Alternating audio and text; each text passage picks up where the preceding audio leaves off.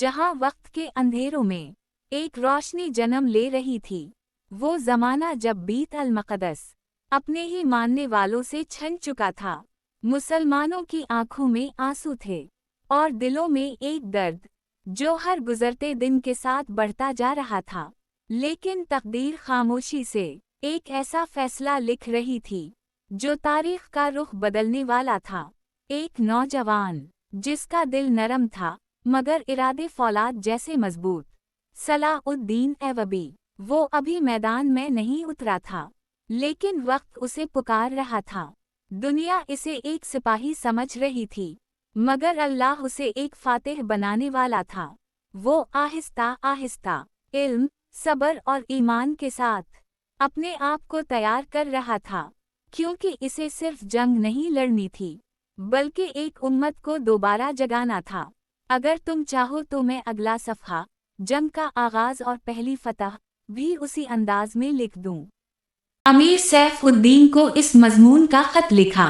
तुम दोनों ने किफार की पुष्ट पनाही करके उनके हाथों मेरा नाम वाव निशान मटाने की नापाक कोशिश की, मगर ये ना सोचा कि तुम्हारी ये साजिश आलम इस्लाम का भी नाम वाव निशान मिटा सकती है। तुम अगर मुझसे हसद करते थे तो मुझे कत्ल करवा कर देख लेते। तुम मुझ पर 2 कातिलाना हमले भी करवा चुके हो।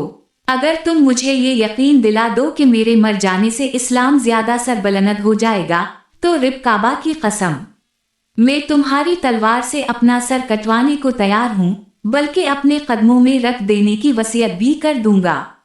मैं सिर्फ तुम्हें ये बताना चाहता हूँ कि कोई गैर मुसलमान का सच्चा दोस्त नहीं हो सकता। तारीख तुम्हारे सामने है, अपना माजी देखो। शाह फरीक और बेमाटर जैसे इस्लाम दुश्मन सलीबी तुम्हारे दोस्त सिर्फ इसलिए बने कि तुमने इन्हें मुसलमानों के खिलाफ मैदान में उतरने का मौका दिया। अगर तुम कामयाब हो जाते तो उनका अगला शिकार तुम होते, और इसके बाद उनका ये ख्वाब भी पूरा हो जाता कि इस्लाम सफ़ा हस्ती से मिट जाए। तुम जंगजू कौम के फर्द हो और सिपागिरी तुम्हारा कौमी पेशा है।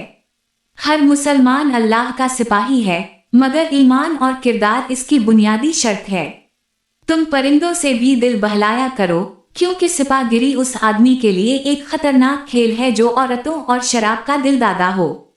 मैं तुमसे दरखास्त करता हूँ कि मेरे साथ ताउन करो और मेरे साथ जिहाद में शरीक हो जाओ। अगर ये ना कर सकूं तो कम अज कम मेरी मुखालफत से बाज आ जाओ। मैं तुम्हें कोई सजा नहीं दूंगा।